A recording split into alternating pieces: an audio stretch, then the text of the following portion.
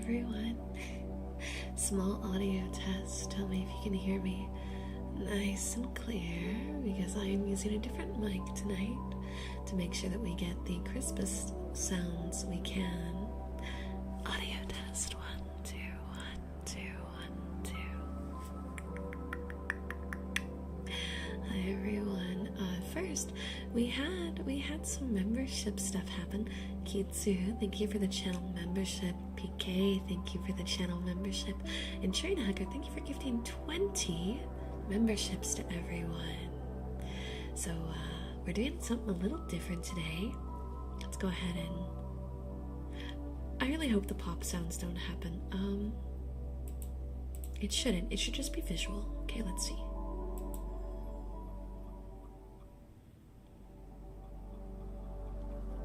There we go. That wasn't too loud, was it? I sure hope not.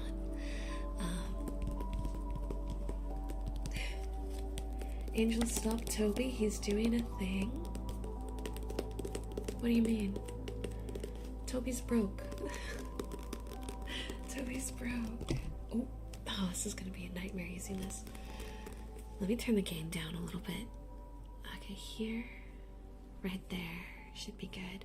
I'm using a very, it was hard to get a stand figured out for the height that this needs to be for the reading, because we're reading today. We're reading today. The pops were there, but ASMR level of volume. Okay, that's good. Hi Ryan, welcome in, welcome in. So a few things.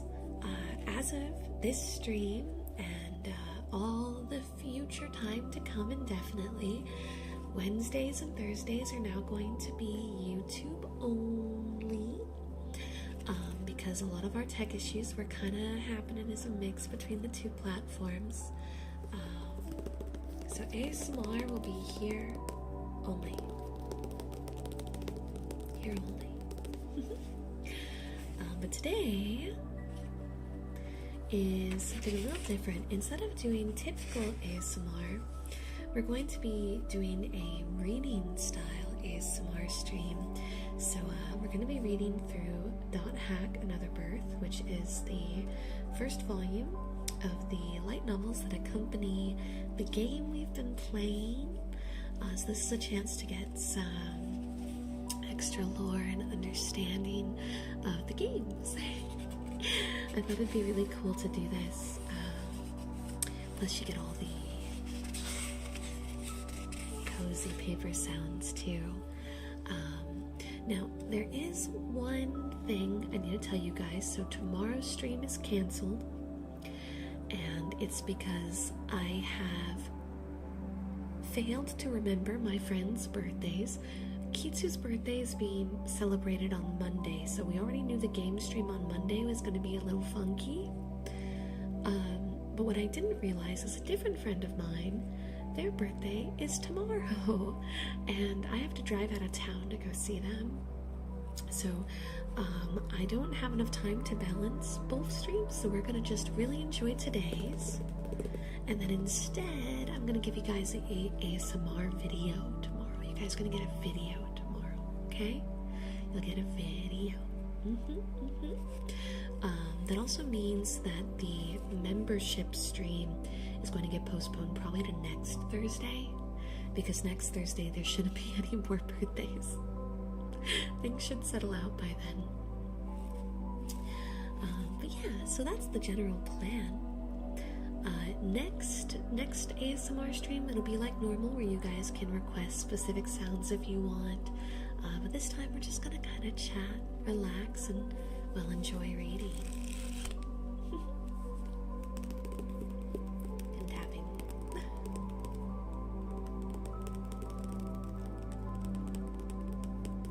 A hug. Okay. It's the best I can do. I don't have my 3DIO hooked up tonight, so I can't do the really nice sounds. But this does catch vocal really well, which is the important part for a reading stream. Okay. Oh, I wish I could show you this. Unfortunately, I don't think I have a webcam set up right now.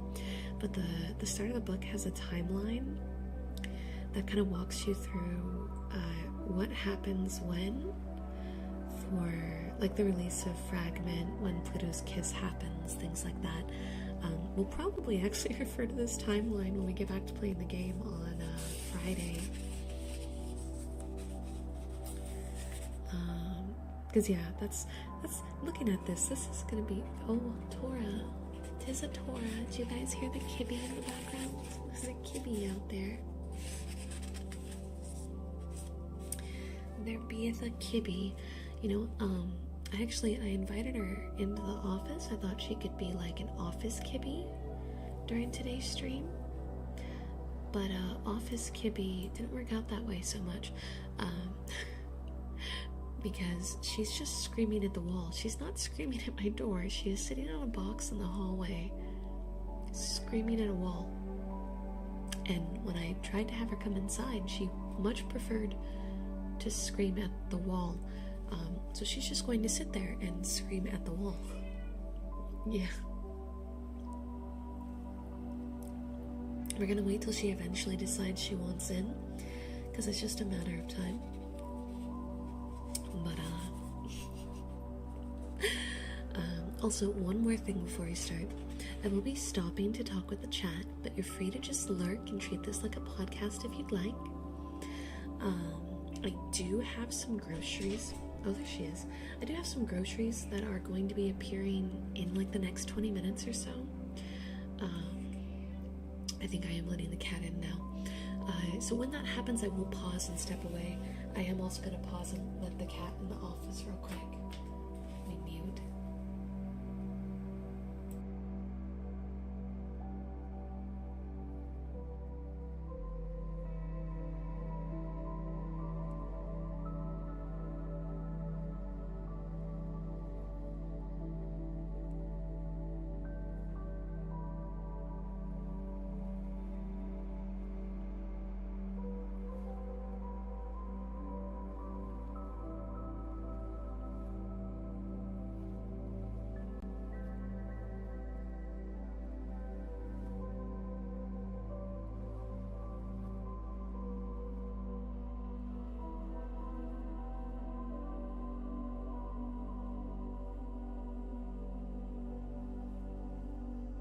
Okay, the cat is in the office, which means we're gonna hear some meow meows, we're gonna hear some thuds. Hopefully nothing too crazy. But she just loves me too much. And yes, Tora is an orange tabby. She is very fat, very orange, very silly. You can't go up there, it's gonna make my PC rev up. I need to go that way, okay? I go that way. Whew. You know, I'm actually really excited about these new time slots, because on days where my voice is doing pretty good, we might finally start to get some long ASMR streams. But we're gonna go ahead and start reading. But final check, how does everything sound? This is gonna be the volume level that I'm reading at, based on the soft music in the background and my current voice level. How do we feel? Does it feel right? I want to make sure it's not too soft or too loud before I start reading, because I want to make sure you guys can hear everything I say. Sounds good? Okay. So, beginning of the first volume of the Dot Hack light novels that accompany the first 4 games, Dot Hack, Another Birth, Volume 1, Infection. Darkness surrounds me, except for the light the blood-red moon. Something tickled my feet. I looked down to see crimson rose petals. Suddenly the floral scent strangled me. I struggled to move, to breathe, to escape. I was alone in the wilderness. And then I saw her. She stood on a distant hillside, her silhouette outlined by eerie moonlight. Tora, can you not? Can you? Really? You're gonna just do that? Just please stop flapping the cable. Okay, there we go. Sorry about that. I moved toward her, but my body felt sluggish, weighed down. Still, I dragged my feet forward, step by step, inch by... Ma'am, can you stop with your tail so I can read my book in peace? Come on, stop it. Stop it. Go, shoot. Over there. Go over there. Yeah?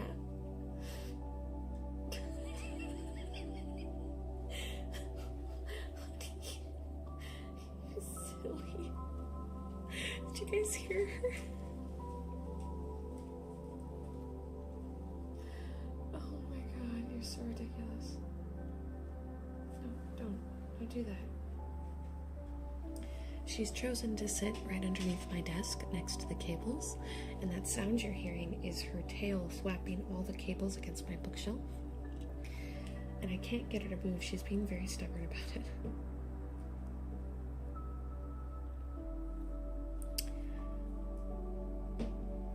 Yeah, I gotta figure out how to get that cable up here because she's just gonna keep thwapping that.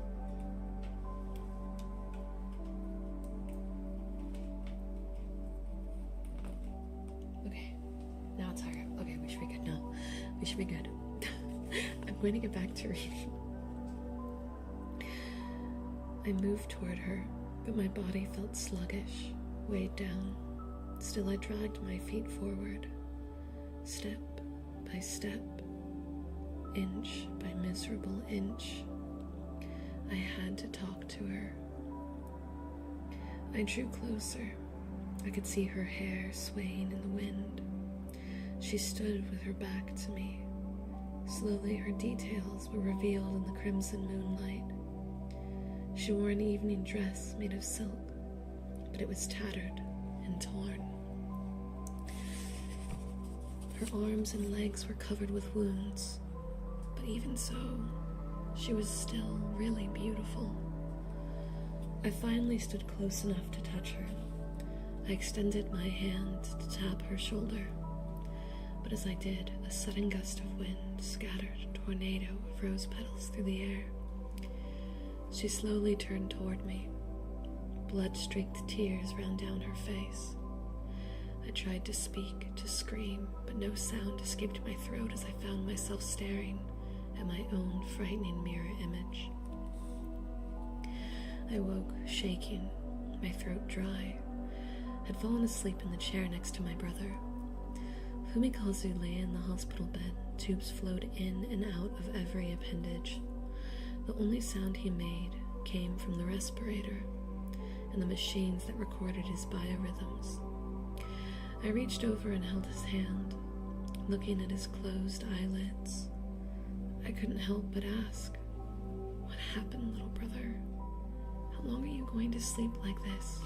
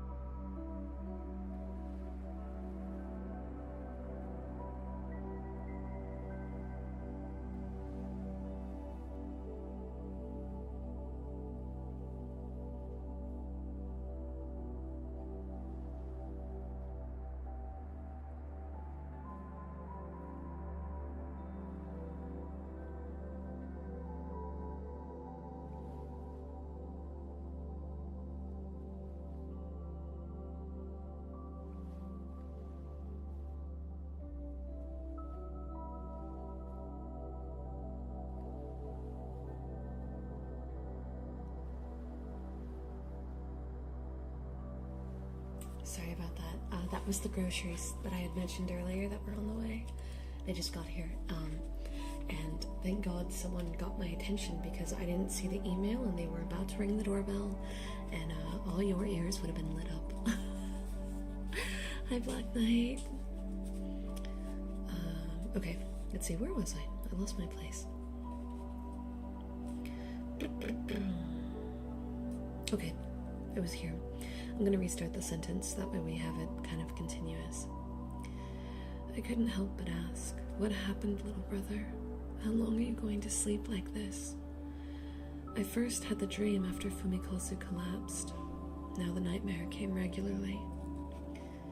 I felt a tear run down my cheek. I turned away from my brother's blank face and stood to leave.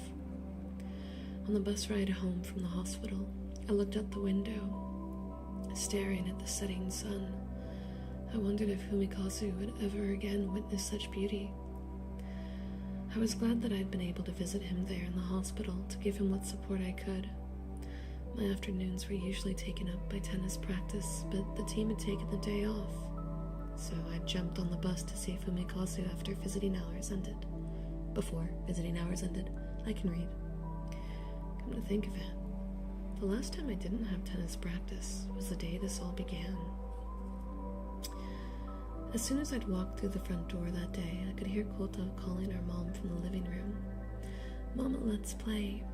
I found Kota tugging at the hem of Mom's pants while she took a phone call. I ran over to help. Kota, leave Mom alone while she talks. Why don't you play with me? I squatted down next to him. You want to draw? He asked. Let's play a game. I had zero artistic talent and I hated drawing more than anything. Let's draw. I want to draw something, he insisted. Okay, I sighed. Go and get some paper crayons. While he reached for the drawer with the materials, my mom hung up the phone. Thanks, Akira, I can take over. She then turned to my little brother. Cool, you want to draw with Mommy? Kota clung to my leg. I'll draw with her. Come now, Cole, your sister just got home from school. She needs to change her clothes. Kota nodded. We'll play after I've changed, okay? He reluctantly agreed, and I headed for the stairs. When you're done, ask Fumikazu to come down, okay? My mom asked. I quickly changed and knocked on Fumikazu's door. He didn't answer, so I walked in. He sat in front of his PC with his goggles on. My little brother loved online games. There's my first vocal fumble. My little brother loved online games. Lately, he'd been obsessed with something called The World. Is that all you ever do? Play video games? I shouted so he could hear me. Fumikazu turned from the screen and raised the goggles over his forehead. This is loads of fun. You should try it. You know I hate role-playing games. I'd tried a few before, but kept giving up after getting stymied by some mystery or another. This one's different from regular RPGs, he protested. You get to interact with different party members from all over the globe. The world may be virtual, but these people are real. I sighed. Right, and you get to hunt evil monsters and slay dragons, and everyone's a hero, right? It's so silly. No, you don't get it. There are only two heroes, the descendants of Fianna. They're the only ones who managed to clear the one sin event. Whose descendants? I didn't understand a thing he said. He might as well have been speaking a different language. Fumikazu must have picked up on my skepticism since he returned to this controller and muttered, well, you'd have fun if you tried it.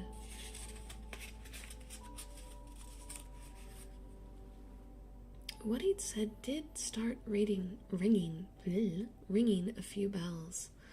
My school friends have been talking about the world lately. Something about someone or other's descendants and fighting with waves and swords. Since I wasn't into it, though, I hadn't paid much attention when they got on the topic. Hey, come here. Fumikazu beckoned me to his monitor. Let me show you something. I can't see a thing, I told him. Let me switch off my FMD. Your what? The FMD is the face mount display, he explained. Oh, you mean your stupid goggles? Once he made the switch, I saw a menu appear on the screen. In the topmost window was the delta symbol followed by the three words, lonely, corrupt, spiral. What's that? I asked. That's where That's where I go when I enter a gate on the Delta server. Here, I'll let you choose my next destination. You just have to fill in the words for the 3 choices. Just any random words? No. He looked annoyed. They have to be listed in these menus. He clicked one and a long list of choices scrolled down. There's 3 parts, A, B, and C, right? Okay, I nodded. Choose one of those 3 words for my first coordinate. Fumikazu deleted the 3 previous words and highlighted the choices for part A. I could choose any of these words. Right. When you put in all 3 coordinates, it warps you to the corresponding field. I didn't really see the point, but picking 3 things from a list was easy enough. I leaned in closer to the monitor and noticed that in the background, a boy was wearing a white cape. Was that Fumikazu's character? He looked so much like the real Fumikazu I couldn't help but laugh. What are you laughing at, you doofus? I pointed to the character on the screen. He's an accomplished wave master. Wave master? What's that? Fumikazu looked at me as if I were an idiot. It's someone who uses magic, like a wizard. But in here, they're called wave masters. Hi Tumble, welcome in, we're reading. Cozy reading stream. Also, just to clarify, this book was written in like the super early 2000s, so there may be old terms and there may be terms in here that are not as acceptable. Nothing that I've found so far, but I figured I should probably TLDR that now. I don't plan on censoring things unless it's like really bad. If it's like a term that like we've put on the blacklist in the modern era, I might skip that, but outside of ones that are like, ooh, I'm gonna try to keep to what the book says, but just so you know, this is old literature to some degree. Wave Master sounds wussy. Maybe to you. I'd never be a wuss like that. Shut up. Is that why you want to play? So I can cast spells and make you do your homework? I jabbed him in the side. Stop it. I just think you'd have fun. Not as a goofy wave master, though. No, I think you'd make a good heavy blade. They're warriors, sis. Not interested, I shrugged. Why not? I think you'd be cool chopping off monsters' heads with a big sword. Yeah, sure. I returned to the menu he'd opened and pointed to one of the words. Hidden. He clicked on it, and the second menu dropped down. Alright, choose another one. What's next? Fumikazu slowly scrolled down the list of choices. Unlike the first menu, some of the choices had more than one word, but this added a bit of variety that didn't stop me from beginning to get bored. I selected the next one at complete random.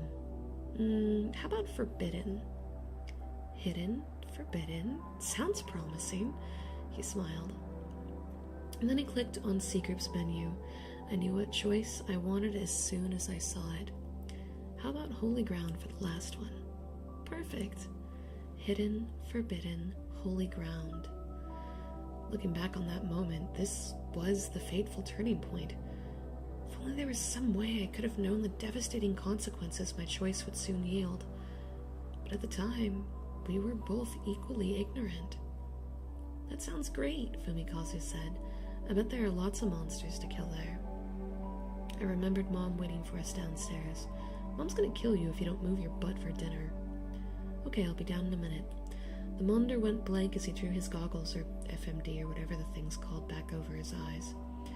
I shook my head and went downstairs, thinking of the crazy words I had chosen. Hidden, forbidden, holy ground. I hated to admit it, but they did sound kinda cool.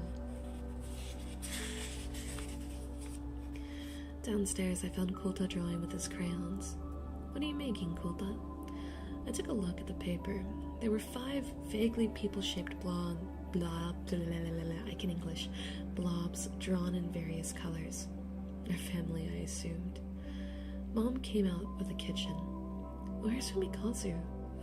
Finishing up a game. He said he'd be down in a moment. Then there was a crash, and a heavy thud above us. Mom and I exchanged glances. Fumikazu, I called out. You okay up there? Silence was the only reply. I ran upstairs and threw open his door. Fumikaze lay sprawled out on his back, completely motionless, his legs entangled with his toppled chair and his controller still tightly grasped in his hand. "What happened?" I screamed. I shook him, but he didn't respond. I tore the goggles off his head. His eyes were vacant. His pupils rolled back. He didn't move. "Wake up," I slapped his cheek. He looked pale. I ran downstairs, my legs shaking. I tried telling Mom to call an ambulance, but I just sobbed. "Akira, what happened?" my mother shouted. My heart pounded. I couldn't think. I sank to the floor as she ran upstairs. The sound of the ambulance siren brought me back with a start. I lifted my head and noticed my mother on the verge of tears. "Akira, you need to get a hold of yourself. I need you to look after Kota, all right?" A moment later, she was gone. I listened to the siren as it faded in the distance, holding Kota. I staggered upstairs and into Fumikazu's room. My foot accidentally kicked the goggles, which now lay on the floor. Light spilled out from the built-in display. I set Kota down and looked through the goggles. I couldn't believe what I saw. The image looked like it was the interior of a church, but it seemed to me like an evil place. At the altar stood the statue of a girl bound in chains. This is a game? I felt scared. Suddenly the image froze and was replaced by the flashing words, "System error." I removed the goggles and saw Kota playfully tapping on the keyboard. "I'm sorry," Kota apologized. "It's okay." I hugged him tightly. When Mom finally got home, her face looked stricken with grief as she reported the bad news. Fumikaze was in a coma. It didn't seem possible to me. Had the game caused it? Was there something else wrong with him? Dad was stunned when he heard. We went to bed that night with hardly another word. I couldn't sleep. Thoughts of my brother haunted me every second. A bump in the road jostled me back to the awareness on the bus ride home from the hospital. I suddenly felt like I had remembered an important clue. Finding Fumikaze unconscious on the floor of his room had driven the details from my memory for a time. But why had I not remembered them until now? In the days that followed his collapse, I read everything I could on whether or not video games could cause comas, like the one Fumikaze had fallen into. One of the things I learned about was a condition called PCR, or photoconvulsive response, which occurs when an image is rapidly flashed on and off. It sometimes causes seizures, but only to those susceptible to such things. I found an article that said a program called Deadly Flash, which exploited the phenomena, had spread through the net a year earlier as a sort of sick, practical joke. However, there was no cases of it in the past 6 months. But Fumikaze had been in the middle of a game, so an external program seemed kinda unlikely to be responsible. Besides, the effects of PCR wear off pretty quickly, but Fumikaze wasn't coming out of his coma, so that couldn't be it. But now, as I thought back on those words I had chosen from the game menus, hidden, forbidden, holy ground, I couldn't escape the feeling that somehow the game, or rather I, since I had chosen the words, had been responsible for putting him into his coma. And ever since he collapsed, I started having the reoccurring dream. In the church I had seen with its creepy statue, suddenly I was reminded of a conversation I'd had with my friends over lunch a month earlier. Shoko's boyfriend, Yuji, had brought up the world. I heard another ghost appeared. Did you? Yeah, I read it on the BBS, Shoko answered. Is this some kind of event? Miho jumped into the conversation. Hey, why don't we meet up at the church tonight? Yuji suggested. No, it might really be haunted, Shoko replied. It's just a game. At the time, I'd ignore most of what they were saying, but now the suggestion of a church, a ghost, and what I saw through the goggles swirled around in my brain. I realized I would understand it better if I went there myself. I decided to try out the world. But what if I end up like Fumikazu? My poor parents would be devastated. Maybe I shouldn't go after all. But if I don't go, I'm never going to learn anything. Could any of this have happened if I'd even chosen those words? If he fell into a coma because of something I did, then it's my responsibility to do whatever I can to help him. When I finally made it home, I went up to my room and sat in front of my PC. I logged on, registered a new account, determined to create my own character. I recalled what Fumikazu told me I recalled Fumikazu telling me, not told me, I would make a good heavy blade, so I chose that as my class.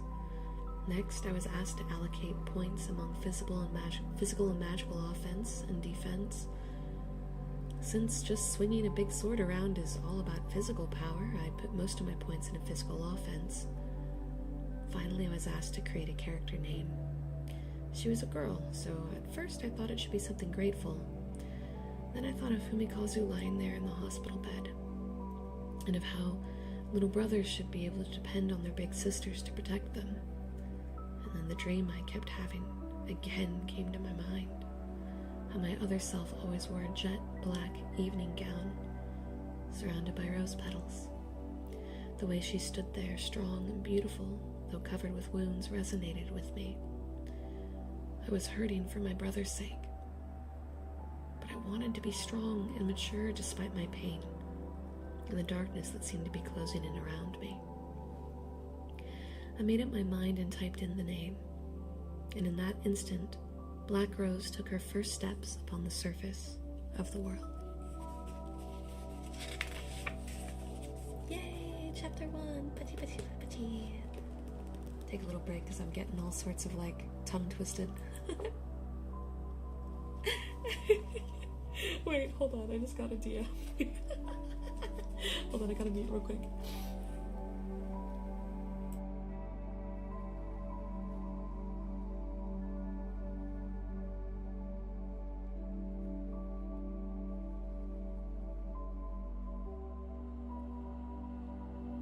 Okay, I've got my mic settings really high and I knew it would pick up my keyboard in a not so good way. Are you enjoying it? It's a little dark for ASMR, I know. But unfortunately, Dot Hack is kind of, it's not a horror, but it is kind of horror adjacent in some things. Given that it took us 30 minutes to read a chapter out loud, we're definitely not killing this book in one day, but we're working our way through. If you haven't been watching the gameplay we've been doing, so Black Rose is she's like the secondary lead, right? We play as Kite as our main character, and Black Rose we meet very early in, and she kind of joins us on our journey of trying to find out why our friend Orca goes into a coma. She doesn't divulge really any of the truth behind why she's there until the third game, which is where we are right now. So we took a small pause so that way we could start to read the light novels, and I own all 4 of them, so we're gonna kind of work our way through them. But yeah, so this is how the rest of the stream's kind of gonna feel. We're just gonna keep reading. We're gonna go till about 10, so still an hour and 20 minutes minimum. Surprisingly good background for work. Yeah, think of me like your own personal audiobook today. I'm your soft-spoken audiobook.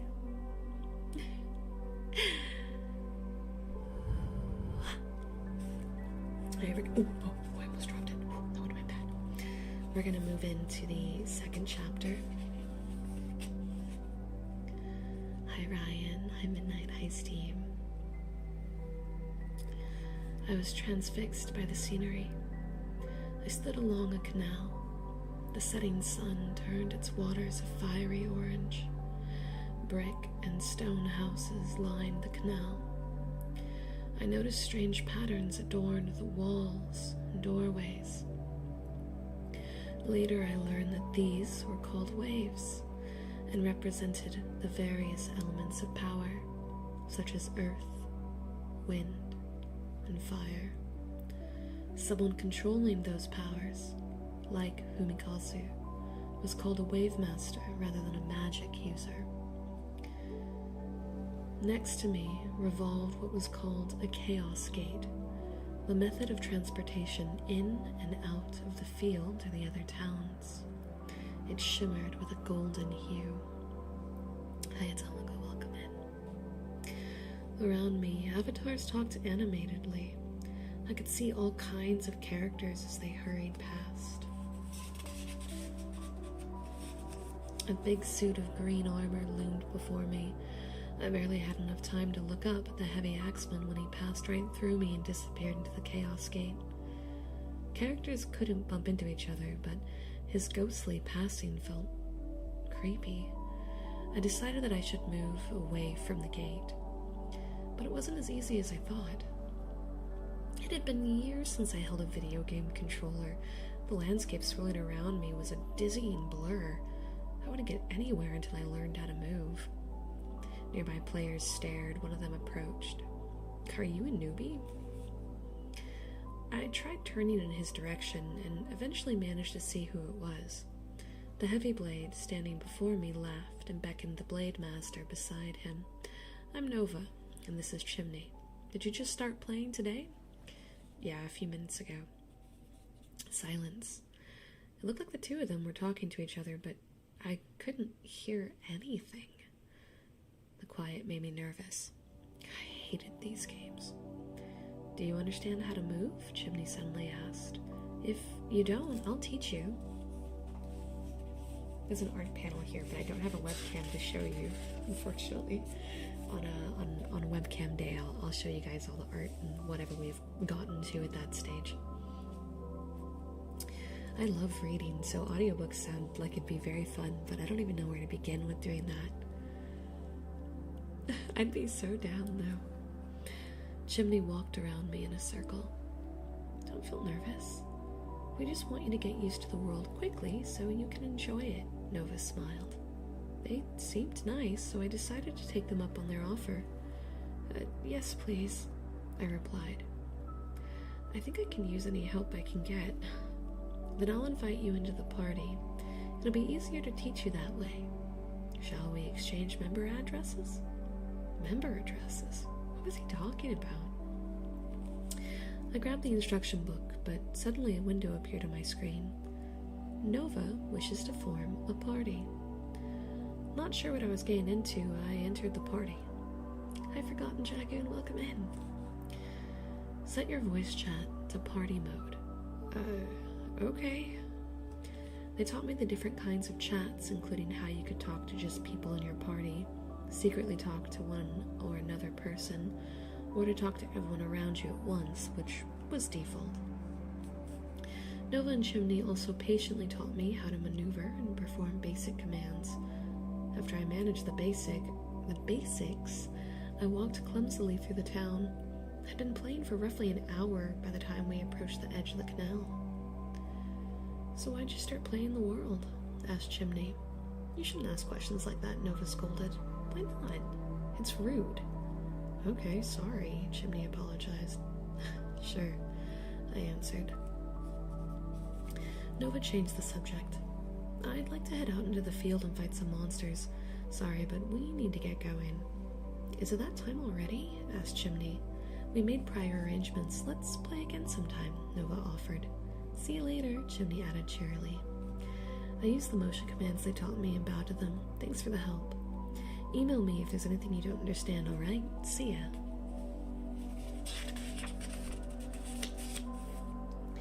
Oh, hey. Once you're used to things, you might want to check out Hidden Forbidden Holy Ground. How does he know about that place? "There's nothing in that field. No monsters show up. It's safe," Chimney added. They waved and left. Their status icons disappeared from the display. I couldn't get Chimney's last words out of my head. How could hidden, forbidden, holy ground be safe? Using my newfound skills, I turned toward the Chaos Gate. Even though it was only a game, my legs felt heavy. If it's safe, then what happened to Fumikazu? I had a feeling there was some unseen evil lurking there. In any case, all I could do was go there myself. Nothing would be accomplished if I didn't. It was just a game, right? I kept telling myself that there was nothing to be afraid of, but Kolta's crying brought me back to the real world. I took off the goggles and turned just as Kolta ran into the room. I caught a hold of him. What's the matter? Tears stained his cheeks. Mommy's scary. I want to stay with you. I'm busy right now. Akira, would you mind taking care of Kolta? Mom's voice floated from downstairs. She sounded weak and shaky. Ever since my brother's collapse, she had trouble dealing with the rest of the family, especially the needs of a 5-year-old. Akira, did you hear me? Okay, Mom. How could I refuse? I logged out and carried Kolta downstairs. He stayed by my side all night until we fell asleep on the couch watching videos. The dream again. I found myself wandering through the same savage wilderness, headed toward the same distant figure. Again, I dragged my heavy feet until I reached her. Once more, I extended my hand, but this time, the petals didn't swirl up in a whirlwind. This time she spoke. Welcome. She slowly turned. She held a massive golden sword. She turned its hilt to me and held it out. What's this? It was the first time I'd ever spoken in the dream. Don't. She began, but the rest of her words were too quiet for me to make out. A soft breeze swayed the hem of her torn dress. I took the hilt in my hand, and she released it into my grasp. The sword was so heavy that I had to grab it with both hands. Then she smiled at me, and the familiar gust of wind kicked up the rose petals. Within the dancing petals so thick they almost blocked my view, her smile stayed fixed on me until I awoke.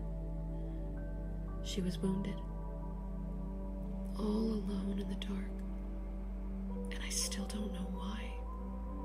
But perhaps her courageous resolve in this strange place actually represents the kind of person I want to be. If that's the case, how could I be like her, braving the darkness without hesitation? By the next day, my resolve had abandoned me. Despite my desire to go directly to the field, I was scared. Black Rose wandered in circles around the Chaos Gate. As I just sat there and sighed, I must have looked completely insane. A short twin blade wearing bright green clothing and a large hat that covered his blue hair stepped through the gate. Noticing that I was looking him over, he eyed me for a moment and said, "What?" And then said, "What? What is it? You got something to say?" "No," I said, surprised. The twin blade backed off. "Oh, I get it. You're a newbie, aren't you?"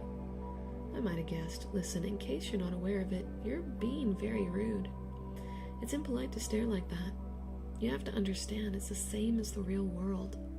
Don't stare." I didn't want to be looked down upon as a newbie or a fool, but of course I ended up staring at him longer before turning and running away. "What is up with you anyway?" the twin blade called. "You don't have to be so mean," I shouted back and then ran into town. I kept running through the streets and down the alleys. Whenever something irritated me in real life, I'd jog. Running made me feel like I was driving out all the negative, I'm guessing, energy. I was right. Negative energy out of my body and releasing it into the wind. But I couldn't feel wind in a game, so running here wasn't helping nearly as much as I wished. I pictured Fumikazu's face as he lay in the hospital. Then I was reminded of my dream. Black Rose smiling after handing me the golden sword. I realized it was my time to stop running. I spun on my heel and made my way back to the Chaos Gate. The gate shimmered before my eyes. I thought about entering, but now it was the face of that twin blade that I couldn't get out of my head. Does he hate me? Probably. I shouldn't have acted so crazy. I wanted someone to go with me so I wouldn't have to go alone. I waited beside the gate to see if he reappeared. But how should I talk to him if he does? It would sound weird if I asked him to go with me. Why did I want to invite him anyway? If I wanted company, I could ask Chimney and Nova. As I waited indecisively, the twin blade reappeared. He walked past me toward the gate. Wait. He turned in my direction. Look, I'm sorry for the way I acted before, but I know some interesting words. If you come with me, I'll let you in on them. It was a gamble, but I had a feeling he'd bite. Words? Yeah, for the gate, I replied. Oh, you mean a destination? Yeah.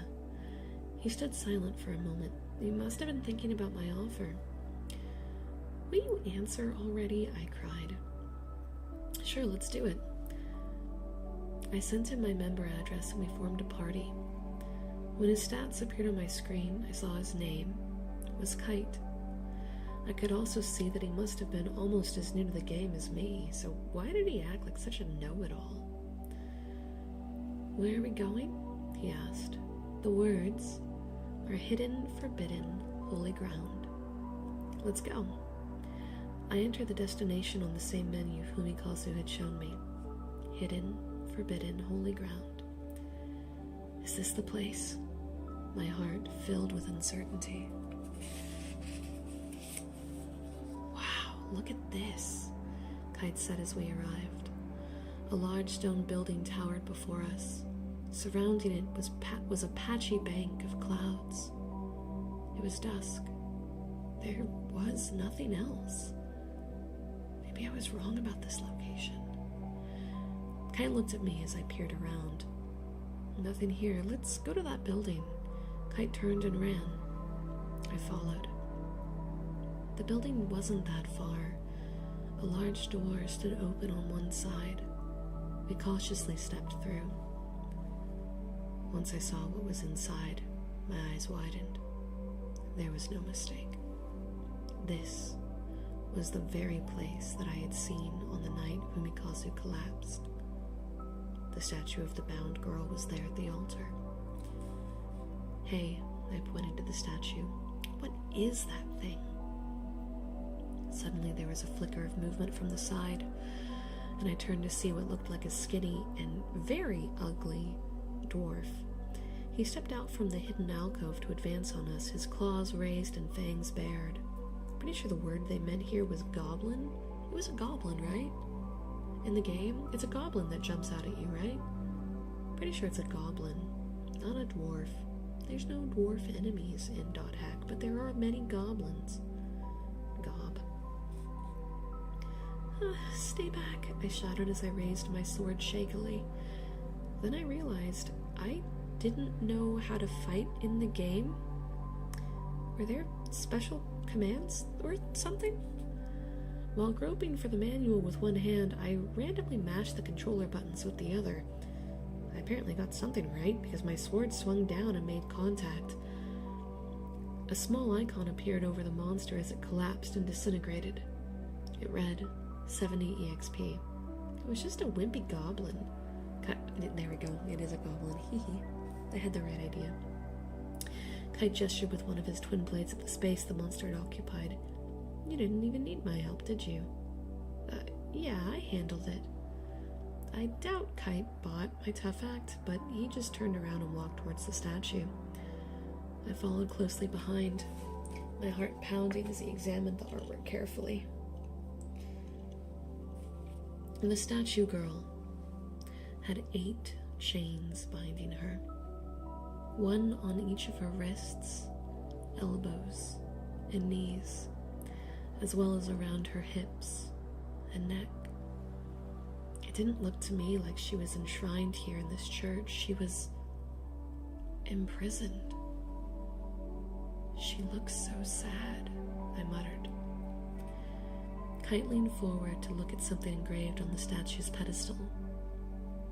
What's it say? I asked. Skaith, Enos, Magus. I can't read anything after that. The inscription's faded.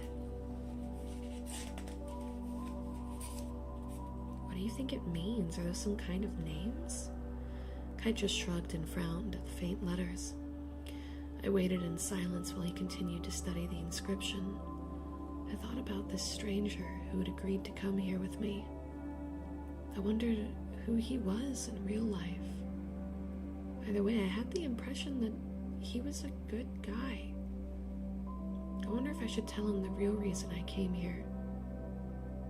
Hamikazu, should I? I decided I could at least try. You're nicer than I thought.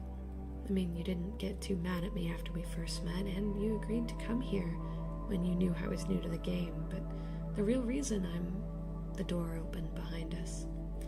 We both turned in surprise. Hey, what are you doing? Demanded the Blade Master as he strode past the threshold. Unlike any character I'd seen before, a pair of gorgeous white wings extended from his blue and silver armor. Silver hair framed his angry face as he stared down at us. I wanted to say it was none of his business, but he looked mad enough to kill me. What about you, huh? Kite defended. There's no time to explain. It's dangerous here, the knight shouted. What? Kite said. I'm telling you to get out. He suddenly charged. A name appeared above his avatar. Balmung. What are you talking about? I stammered. But before I could finish speaking, the screen went haywire. The color inverted to a negative image, and a strange noise erupted in my earphones. Above us, part of the ceiling distorted and then warped into a hole. It opened ever wider until it expelled a large monster. The creature was headless, yet it carried a skull in its right hand and brandished a sword menacingly in its left. Leave here at once, Balmung shouted to us once more, then leapt at the monster. With an overhead flash of silver from the night, the creature fell to its knees and turned black. The Blade Master had defeated it in a single blow. I heaved a sigh of relief, but then the screeching sound erupted again. The screen colors inverted for a moment. Oh, we have full art that covers both pages. That's one we can show you guys later. And a strange violet field enveloped the body of the monster. Its color returned, and the creature, now covered in patchy lines like violet lightning, stood and let out a roar. Balmung held his ground. This one as well, he muttered as he prepared his attack. Is this part of some kind of event? Why isn't that thing dead? Demanded Kite. What's going on? Why is it glowing like that? It's a data bug, Balmung shouted. A virus has rewritten its parameters. It has infinite HP. That meant it couldn't be defeated. Impossible. I stared at the monster before me. My throat parched. This must be the one, I cried.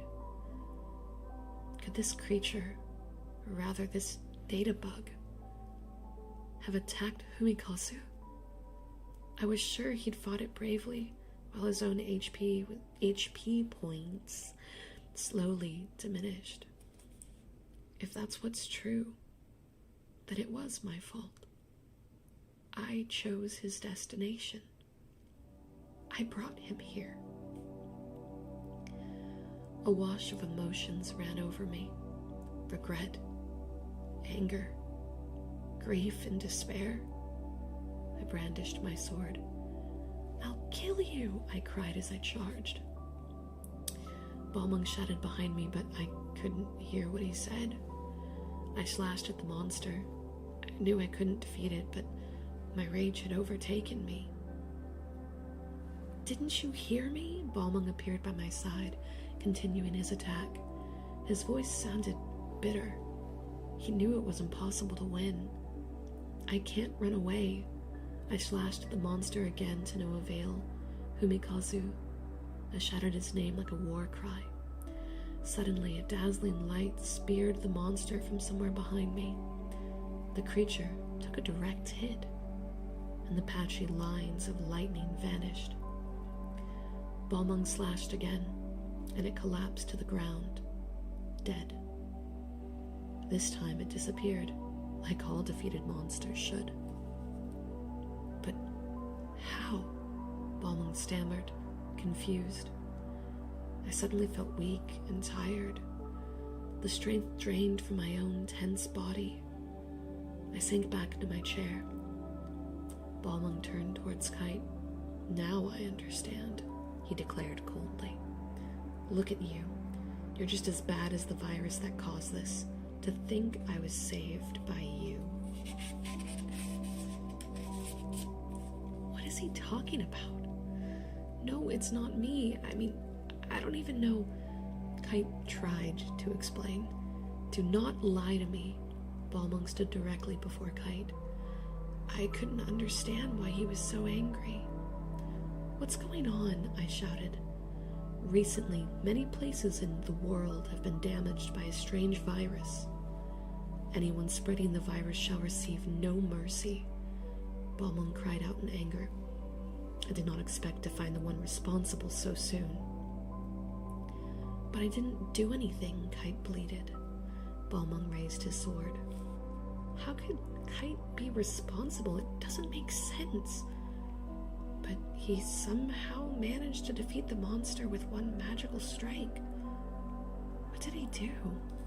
"Defend yourself," demanded Balmung. "I won't. There's no reason to fight." "I've got a damn good reason. Draw," the larger blade master advanced. "I don't want to fight," Kite insisted. I was furious. "What is the matter with you?" I yelled at Balmung. "That's hardly the way to talk to someone who just saved your life." I charged toward him. He dodged me with a quick sidestep. The three of us faced each other down. Finally, Balmung drew back a pace and sheathed his sword. "I still don't trust you," he said, glaring at each of us in turn. "I just require the time to think this through." He turned and walked towards the door. "But if I find out that you are indeed in league with the hackers, I will destroy you." Then he was gone. I looked at Kite and noticed for the first time that his clothing had changed from bright green to a burning orange red. Strange designs coiled around the clothing. "What happened to your outfit?" I asked. "And what was that, some kind of magic he used to defeat the monster?" Kite shrugged dejectedly. "I don't know." Somehow Kite's magic had rendered the creature vulnerable to Balmung's final strike. But how did he do it? The virus had been able to rewrite the monster's data to make it invincible. But Kite's skill rewrote the databug's parameters again, returning it to an ordinary monster. But he's just a newbie like me. Unless there was something in what Balmung said. I looked at Kite more closely and realized that the color of his clothes wasn't the only thing that had changed. A bracelet had appeared on his right arm. Noticing that I stared at the bracelet, Kite touched it with his left hand. He stood silently for a long time when he finally spoke. His voice was filled with sorrow, like a lost child with no hope of finding his home. I'm gonna pause real quick. I'm sorry, Black Rose can see the bracelet? That's actually like really important information. Like exceptionally important information, because even in the game we can't see the bracelet. But you're telling me that Black Rose has been able to see the bracelet this whole time? What? Hold. Back it up. Why? Why can she see it? I thought canonically only Mia could, and there's a reason for that, but that's gonna spoil something that's about to happen.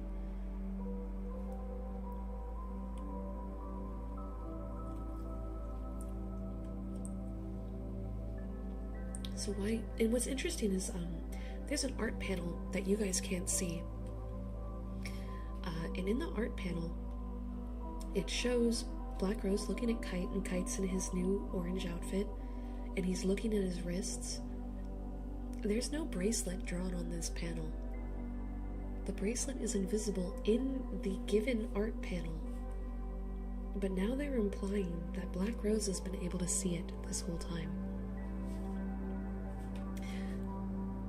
Shireen, help me keep note of that. We're gonna see if that comes back up later. We're gonna keep going, but I'm gonna keep thinking about this one. taking notes.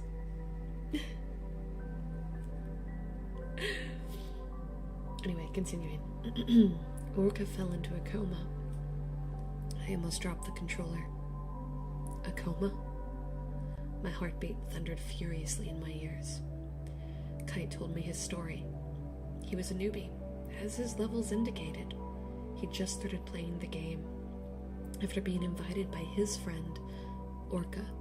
It seems Orca had garnered quite the reputation in the world as a blade master. He was legendary. He'd promised Kite to show him the ropes, but the first time Kite went with him to a field, they witnessed a girl being chased by a monster, unlike anything Orca had ever seen. The girl tried to give Orca something resembling a book, but the monster jumped between them and attacked. Eventually, its onslaught was too much for Orca. It killed him. Normally, when characters died in the world, a death icon flashed over their heads and disappeared. But when the monster defeated Orca, Orca was pierced by mysterious light, and his character data disassembled into pieces. Or at least, that's what I understood. Kite's explanation was a little garbled. He was very emotional when he talked about it. Kite was also nearly killed by the creature, but just before it struck, some kind of staff fell from the sky and warped him to another field. His life had been saved, but he wasn't sure why. Loaf, thank you for the $5 super chat. Hey, hope you're doing well. Thank you for the stream. Are you still going to San Japan this year? If so, are you doing a meet and greet? I'm trying to figure out who I can host a meet and greet with. The people I normally booth with, none of them were able to get into the hall. From my understanding, there's only 2 companies that got into the hall this year, and I don't have a contact at either of them. But we'll see if I can work a miracle, so just stay tuned. Stay tuned. You're number 1. Yeah. Number 1. As soon as I know, I'll have an actual update for you. Honestly, guys, I'm having such a fun time. I like reading. I really like reading. And I have a lot of work to do today, so this has been like a very cozy, relaxing day. You're not last? What do you mean? You're number 2. It's based on a chat frequency, and I think super chats give a boost for the numbers next to it.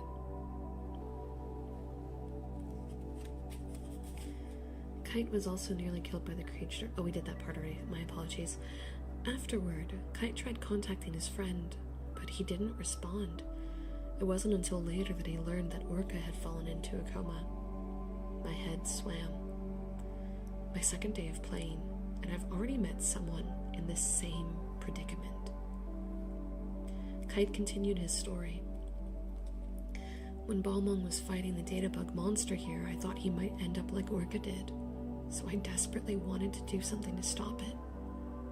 Suddenly it was like I heard a voice. I think it was the girl who we saw being chased. The one who tried to give the book to Orca. I think she somehow gave me the skill that helped us defeat that data bug. So the same power that can put someone into a coma can also defeat the monsters that caused it.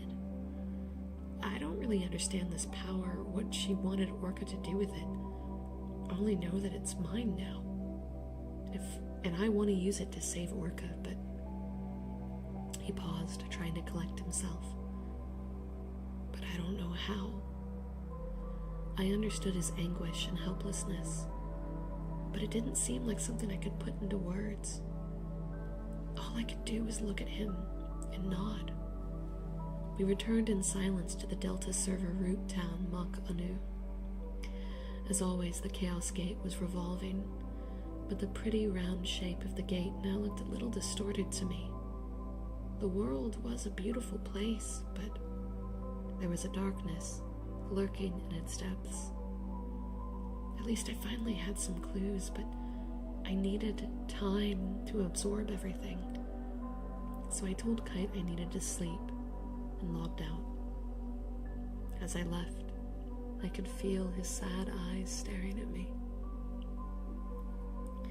I shivered. Humikazu's room was cold.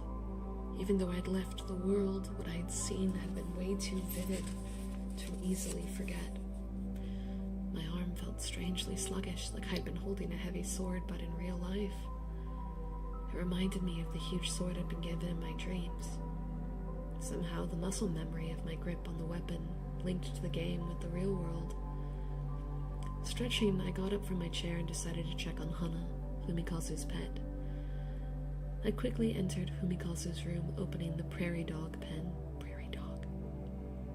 A prairie dog? Is that like a normal pet? Is that just a thing? Okay.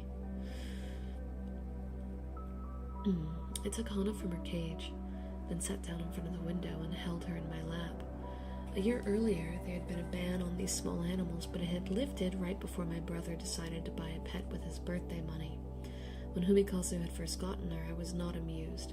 She reminded me too much of a big rat, but I'd grown used to the prairie dog.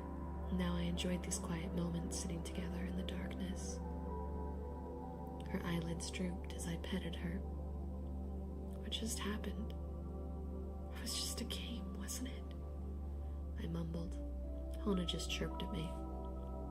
I watched the rain slide down the window and wondered if I could continue going to the world. But I ended up like Humikazu. If Kite hadn't used his skill, I could have been lying unconscious right now. I didn't have enough information, nor was I powerful enough. Hana squirmed in my hands. I realized I was holding her too tightly. Sorry, I said, patting her head to make amends. I gazed at our family portrait that sat on top of Humikazu's desk. Kind Humikazu. He always believed in everyone. That sometimes got him into trouble, but even if he got tricked, he wouldn't give up on people. I decided that I would believe in Kite. I returned Hana to her cage and fed her. You be sure to eat, I told her. She'd been eating less since Humikazu's collapse. I went to my room and decided to email Kite. I quickly typed out a short message. I don't really understand what happened, but I believe your story. I'm very busy with school, but I'd like to help with your quest. Please contact me when you want to continue. I hit send, and then I felt a pang of regret. The doubts returned. But then I realized that I wasn't being neurotic. I wished I weren't so scared. I was just being, not wasn't being. Oops. I wanted to be strong and courageous like Black Rose. My other self who lived in the world. She wouldn't complain, no matter what.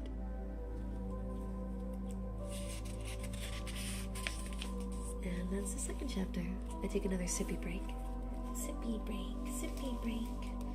I'm also going to quickly mute because I got like 5 DMs in the middle of all that. So hold on one second.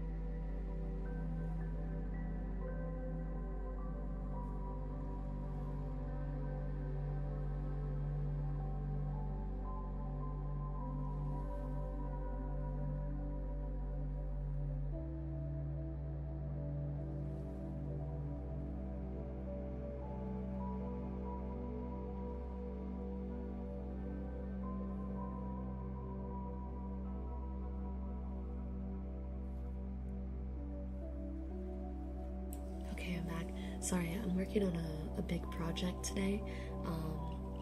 That's what I was doing pre-stream, and that's what I'll be doing post. Oh, sorry about that. Post-stream. So I'm keeping an eye on my DMs and trying to make sure I don't fall too behind on them, since many of them are going to be about the thing I'm working on. I like peppers when they're in things. I don't like eating peppers directly. It's an in, not on.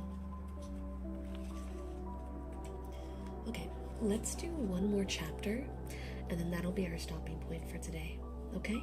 One more chapter. I held Fumikazu's delicate hand as I told him about the previous night's adventure. I told him about Orca, so he would know that he wasn't alone, that I was trying to help him any way I could. Sifting through what had happened, I felt like I had made some progress, but I wasn't sure what any of it meant. Everything was still too scattered, and it left me feeling confused. And yet, I also felt like I was on the right track. It definitely was reassuring to find an ally, like Kite, someone who was after the same goal, but if only I'd never suggested those words to my brother. It's my fault you're here. I'm so sorry.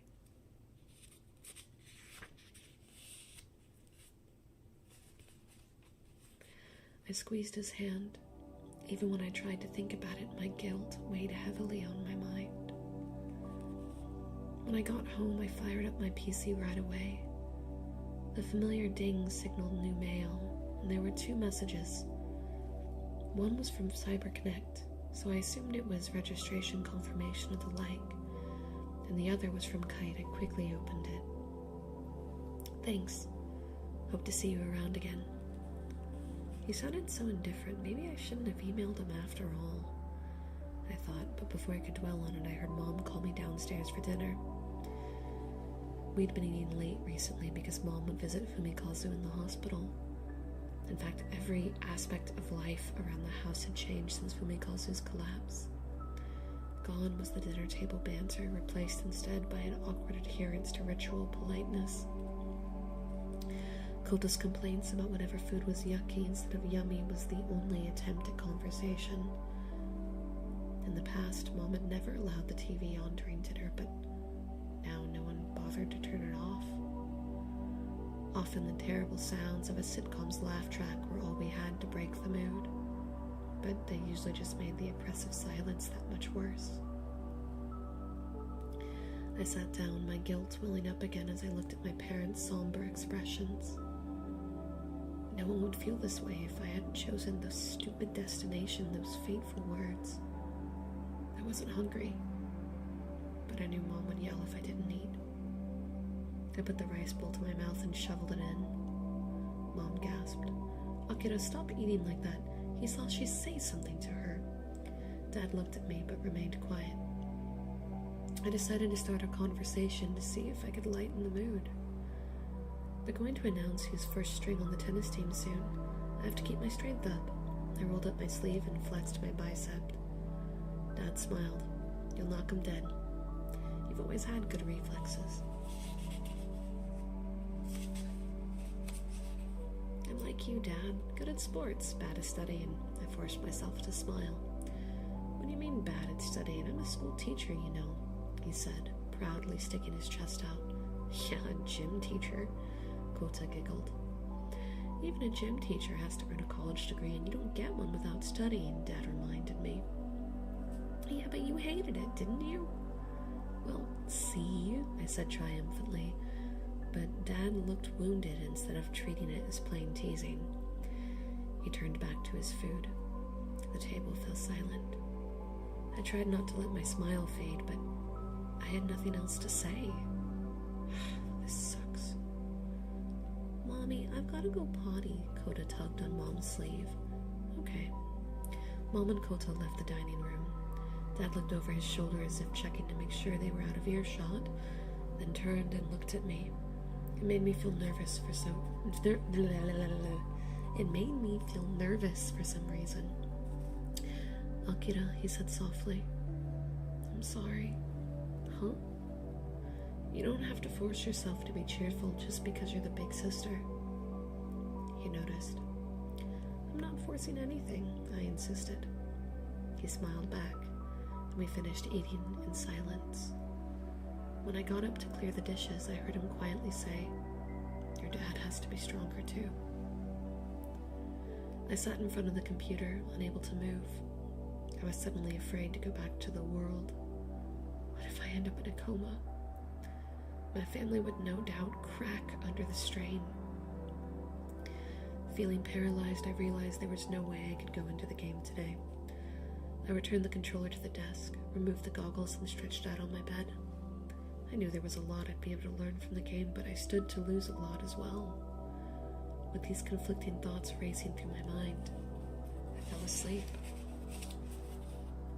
I didn't have any dreams that night. I almost felt disappointed. Maybe my mirror I'm just getting all tongue-twisted. Maybe my mirror image in the dream world had fulfilled her duty now that she'd given me the golden sword. I need to take a sip of my drink. I can feel my throat getting all sore.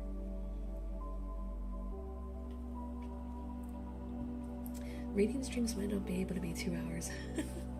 The reading streams might have to be a little shorter. Check it. This time I've got proof, Yuji said proudly. He approached Risa, Shoko, Miho, and me while we ate lunch the next day. You mean the game again? Shoko pouted. Lately it seemed like all Yuji talked about during lunch was gaming. Listen, I got on the net this morning and read a new thread about ghosts. They swear it's the real thing. Let's go check it out tonight. Ghosts? I had to ask. Do you know an area where ghosts appear? Everyone turned and looked at me in surprise. Don't tell me you're playing the world, Hayami. No, I can't help being a little interested. I mean, I heard you guys talk about it so much. Of course I've got onto a few things. I couldn't tell them I had logged on to their game. They might want to join me. Knowing the dangers I faced and the fact that I was searching for the source of the virus, I couldn't endanger my friends. Besides, they were used to playing for fun.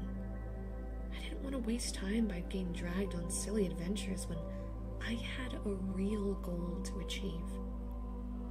Yeah, could you see Akira playing games? Miho joked.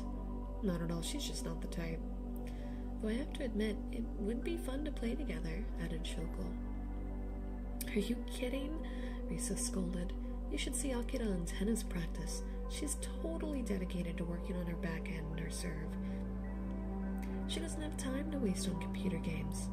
In fact, she might even make first string. Risa, I really don't think that's likely. I was glad Risa had bailed me out, but first string? Me? Risa was on the team too. We'd been friends since elementary school, and she'd been the one who convinced me to try out for tennis. So she knew as well as I did that there were only 5 spots and 8 juniors. There was no way a freshman like me was getting picked. Oh, don't take me so seriously, Risa backpedaled. It was just a joke. Hi, Raven, welcome in. I sat back. Of course she was kidding. I should have realized immediately and played along, but to me, it wasn't a joke.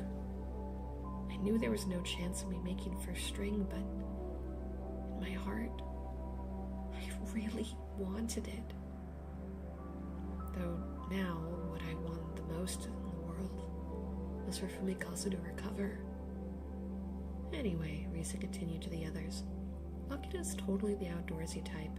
I just can't see her sitting for hours cooped up in her room playing video games.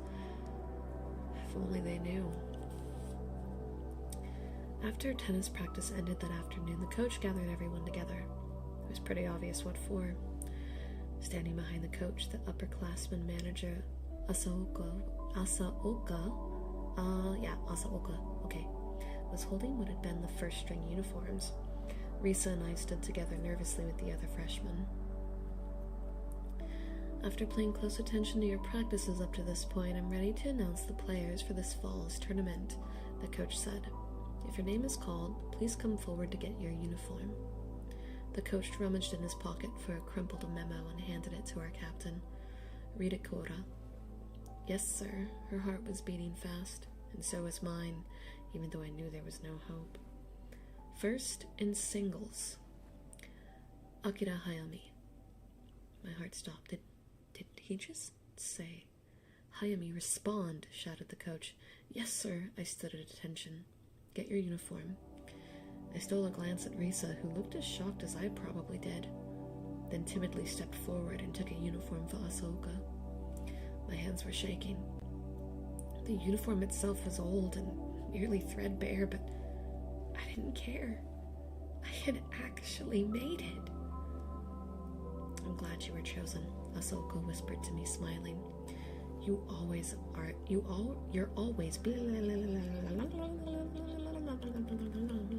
Okay, continuing. You're always at practice before everyone else to help set up, and you've shown the most dedication. I was grateful she'd noticed. You deserve it. Kick some butt, Hayami. She let out a little giggle but tried to keep it quiet. I didn't think she wanted the juniors to hear. I liked Ahsoka. She wasn't really the athletic type to me. She seemed more suited for academic clubs, but she was Captain Kaora's childhood friend, so she got the position.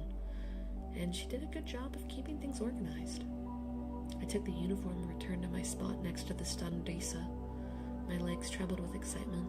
I didn't even hear the names that were called for the other two double teams. That's all dismissed. As the other girls shuffled out of the locker room, the freshmen gathered around me, chattering excitedly. I was still a bit dazed, but Risa had obviously recovered. She tackled me. Akira, she cried, congrats! I hugged her back. Are you sure I'm not dreaming? I asked. The other freshmen congratulated me as well. Good luck, Hayami. I'll do my best, I promised. Now I better practice twice as hard. It was finally setting in. Halfway through cleanup, I couldn't hold back the excitement any longer and did a little victory dance. When I turned around, though, the coach was watching. My face felt like a furnace. Are you finished? He said. I somehow managed to not die on the spot. Yes, sir. He smiled. I'm glad to have you on the team. I have high hopes for you, Hayami. Good luck. He walked off the court. He has high hopes for me, I thought. And reality set in. As first string, it would be my duty to dedicate all my effort to the team. But doesn't Fumikazu deserve all my effort as well? That night at dinner, I saw smiles on my parents' faces for the first time in a long while. Dad said, "That's my girl." And Mom was really happy for me. Caught up in the mood, even Colta giggled. It was so good to see them almost back to normal. I had relaxed so much that I almost wept with joy, but I was desperate not to let anyone see me cry. As I sat down at the computer that night, my doubts from the previous day nagged at me again, but I already knew where my responsibilities lay. Still, it was nearly midnight before I logged on. I searched to see if Kite was online, but if he was, he didn't reply to my emails. It was late, and I had no idea whether the real-life Kite would be awake. I realized that I didn't even have any clue about what he was like in real life, such as how old he was or anything like that. I walked along Makanu's canal, pondering what to do, when my reverie was interrupted. Hey! I turned to see Chimney running towards me. Waving, behind him Nova walked along more leisurely. They immediately invited me to join their party, and I agreed. The game's party chat mechanism made conversation a bit easier. Long time, Chimney ran circles around me the way he had when we first met. It's only been 3 days, I smiled. That's a long time to me. I guess 3 days is a long time to people who do this every day. Her email said you wanted to ask us something? Nova interrupted. Yeah, I heard you talking the other day about a place where monsters don't show up. Yeah, you mean the church, right? Yes. Yeah, there's nothing there. It's just decoration, which makes it a good place to practice your skills until you become proficient. Most players who have been at this a while know it's empty. And you say things like monsters never show up ever? I pressed. What do you mean by like monsters? I didn't want to tell them about the data bug. Chimney asked. You weren't scared of the creepy church, were you, Black Rose? No, it's not like that. Did something happen? Asked Nova. No, nothing happened.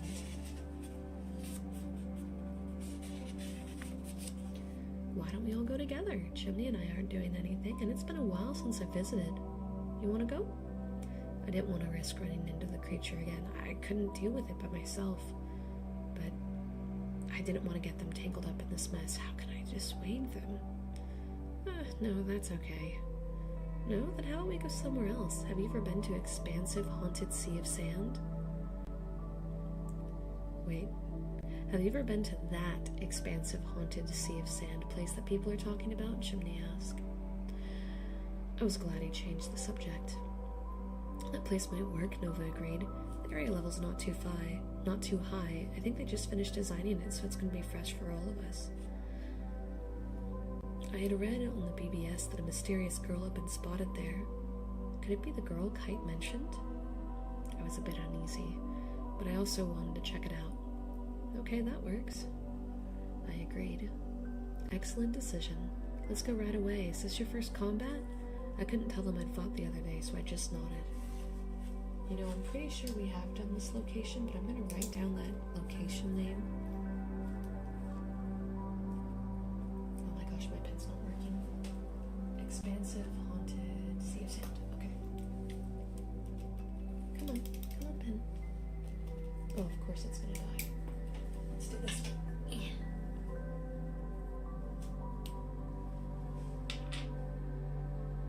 Next time we play, we're going to go back to Delta server and check that one out if we haven't already. Because it might be one that's like, what's the word, actually on the board. And so we've done it. But if it isn't, expansive, haunted, sea of sand.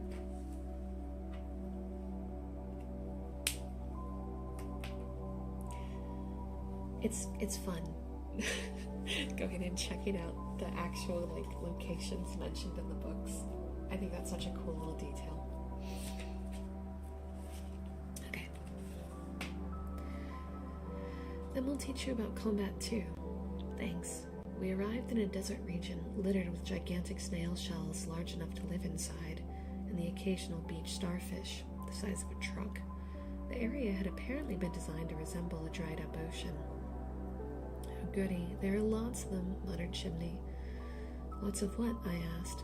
Magic portals, Nova said as he pointed to a big, yellow, spinning sphere with hand-drawn designs specific to the region. If you get close to the yellow thing, it invokes a magic portal. Try it out, Black Rose. I walked closer. The sphere was roughly twice my height. The instant my avatar stood close enough to touch it, the patterns on the surface unraveled and burst open, and a blue treasure box appeared. Too bad it's not a monster, Nova sounded disappointed. It's all good, let's open it, Chimney added eagerly. Wait, shouted Nova. Ignoring Nova's plea, Chimney opened the treasure box. There was a flash of light, an explosion, and Chimney's health meter glowed red. He was nearly dead. The hell was that? Jeez, another bomb, said Chimney. You idiot, you could have killed Black Rose. What would you have done if she'd been caught up in the blast? Oh yeah, sorry. Nova huffed. He chanted a spell and Chimney's hit points returned to normal. Are bombs common? Yeah, but Chimney's also a completionist on springing traps. A completist. Right, he says he wants to try to spring every kind of trap at least once, Nova said to his friend. Don't be like that, Chimney. It's very annoying. He teased. Chimney almost died because of a trap? I gulped. Were these guys totally nuts? Blue treasure boxes have traps planted in them. You just gotta use a fortune wire to turn them yellow. Yellow ones are normal treasure boxes, so if you open them, you get items or gold. Nova shrugged. I almost always get near-death experiences, Chimney cried. Spraying traps with no regard to safety didn't seem like fun to me. Whatever floats your boat. I guess the world has something for all types. For the next hour, they taught me the basics of combat until I told them I had to get some sleep. I logged off, feeling grateful for the lesson. But I wanted to support Kite. I'd have to get better at battle. I also needed to grow stronger. I couldn't stand relying on others to protect me. Over the next few days, I visited various fields, scorched landscapes, frozen wastelands, nighttime wildernesses, and dense forests where it was easy to become lost. I invoked magic portals and found treasures and monsters. Once I got surrounded by too many enemies and, well, Black Rose died for the first time. It was extremely unpleasant. Afterward, I played a bit more cautiously. Once my character reached level 13, I emailed Kite. I read a message on the BBS that mentioned the girl in that black thing you were talking about. Do you want to look for them on Theta's server? Dunloriag was the root town on Theta's server, built on a small plain that was surrounded by towering, rocky mountains.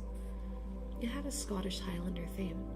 The shops and houses were built into sheer rock cliffs.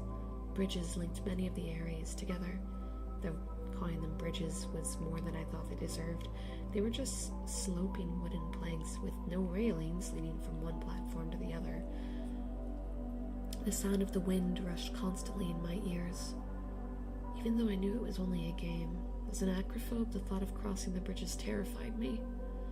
In spite of my fear, I looked down, trying to find the base of the mountain. Bad idea. All I could see were clouds below me. I scurried away from the edge. Compared to Makanu, this place was much smaller, more like a village. I explored the area while I waited for Kite. One lot I came across had a sign out front with a picture of a pig on it. But the bizarre-looking animals I could see in the back of the lot didn't resemble anything in real life, least of all pigs. I looked at the sign once more. Is this some kind of ranch?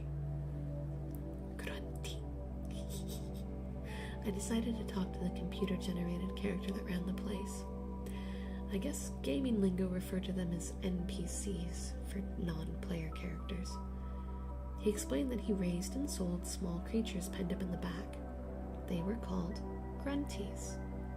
Grunties? What the hell kind of name is that? I continued to the town for a little bit while getting bored, and then just returning to the Chaos Gate to wait for Kite. I'm not exactly a patient person. Finally, he showed. You know it's impolite to keep a girl waiting, I joked. Sorry about that, he shrugged. We're going to quiet Eternal White Devil, right? Yeah. Okay, let's go, I said, joining his party. Is it okay if I invite someone else along? He asked. Huh? This was unexpected. He's a heavy axeman. He'll be good to have along. I guess I don't mind. What kind of person is he? Well, rather than me trying to explain him, why don't you just see for yourself? I'm sure he'll be along any moment. Fine, I answered curtly. Am I the only one who doesn't want to involve unrelated people? You know what? Kite spoke suddenly. What? I did some searching without you. You did? I was surprised. Yeah, sorry, but we just met the other day. Yeah, I know. I wanted to follow a few leads of my own, he said. What'd you find out? I asked. I read on the boards that this place looked like a dried-up ocean. Yeah, I was there too. You were? Something in his voice sounded strained. Yes. Oh. He stared at me. See, you should have taken me along, I teased. Well, when did you go? Just the other night, I answered. But you're okay, right? He sounded worried. Yeah, why? I asked. Did you meet anything like we did before? No, did you? Before he answered, I knew that he had. Tell me what happened, I demanded.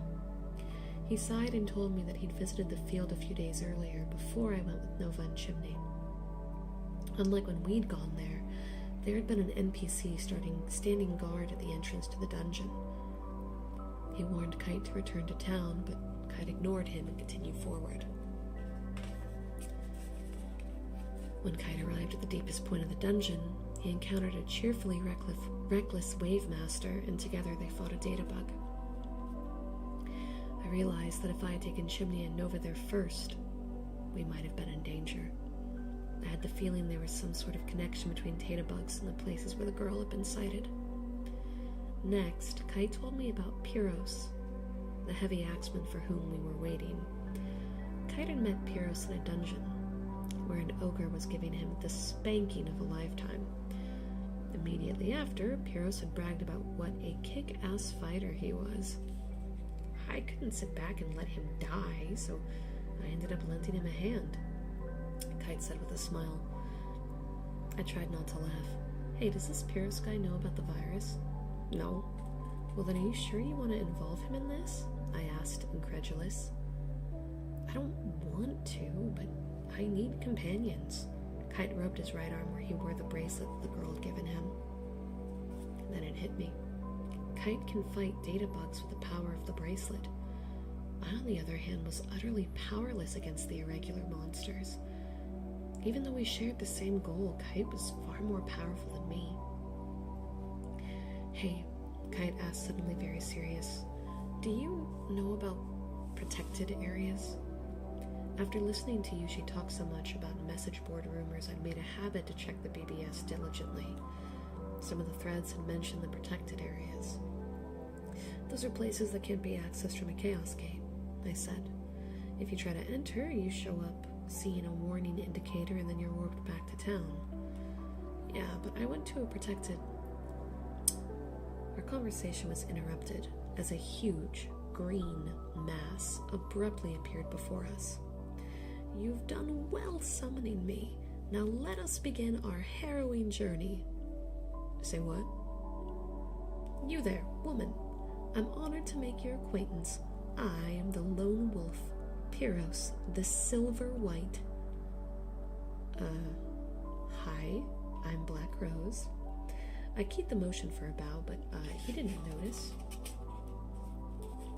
Let us begin our quest. I clicked into whisper mode so I could speak to Kite without Pyros hearing. Can you finish telling me the rest of the story? I pressed.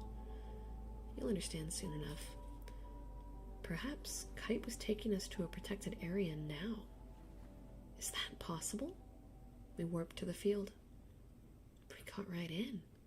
Kite sounded surprised, as if we shouldn't have been able to get there that easily. The scenery of this place was very different from any of the other fields I had visited. Purple clouds hung low in the sky. Snowflakes danced through the air. What at first appeared to be a line of trees in the distance was actually a rip in the very fabric of the game. The trees were actually green glyphs, symbols and letters that looked like programming language. The characters zigged and zagged like snakes across a black void. Even the snow-covered ground sported occasional fissures that revealed the computer's code. Well, now this is rather strange, isn't it? I could tell Pyros was as bewildered as I was. Occasionally a scream rent the silence, and when it did, the color of the scene inverted.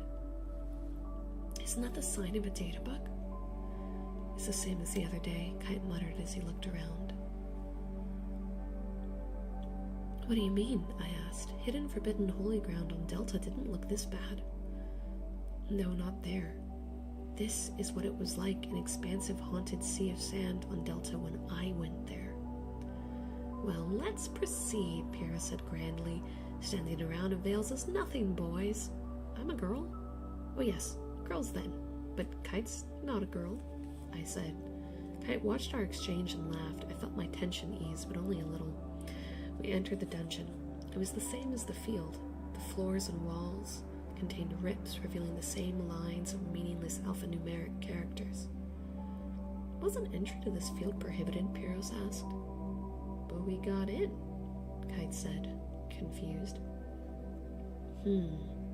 Of course, then the prohibition was lifted, but the reason for this is shrouded in the reek of secrecy, Pyrrhus concluded.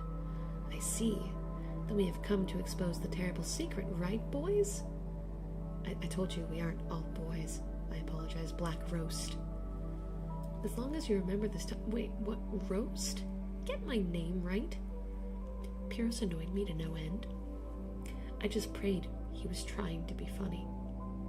We continued forward, my heart skipping a beat every time we turned a bend in the passage or descended a staircase. The farther we went, the more my fear of databugs was overshadowed by my hope that we might encounter the girl who had granted Kite his power. At least she could explain what it was and why it worked. Perhaps if we understood that, we might understand the reason Kite's friend and Humikozu are in comas. We were descending a staircase when Kite suddenly stopped. It's a dead end, he announced. That was very odd. Well, we have mastered this dungeon, Pyrrhus said grandiosely. There was no mystery. Now, friends, let us return to town. But the fact there was no mystery was itself a mystery. We'd explored every room and passageway, yet we hadn't encountered anything at all. They're not here, Kite's voice echoed hollowly through the dim darkness of the dead-end passage. Neither the black creature nor the girl. And with that, I'm sure that's not going to bleed on the pages. Okay. We're about halfway through the book. Yay!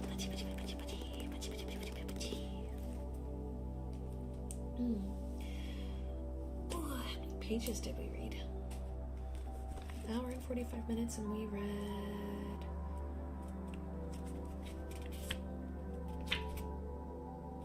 99 pages.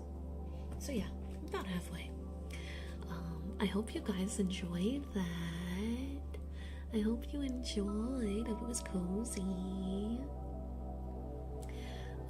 I'll probably work my way through these slowly on like additional streams and like make it into a little podcast where you can listen to all of them. Because I know that's something you can do on YouTube now. But we are gonna wrap up. If you liked the stream, please make sure to hit that like button, and when the stream's done, if you want to leave a comment, that would be awesome. I will try to fit in, if I can, a reading stream tomorrow. I have no idea what time it'll be though, because I have to leave town by 3, and my part-time job is taking my attention in the morning when I wake up. So that's like the only hiccup, but I'm gonna try to figure it out. That's why there's no waiting room. And yeah, I hope you enjoyed. I'm now going to end the stream, but there will be an ASMR video tomorrow, so you have that to look forward to. Yeah. Kisses for you, and I'll see you guys later. I hope you liked tomorrow's video. Bye bye.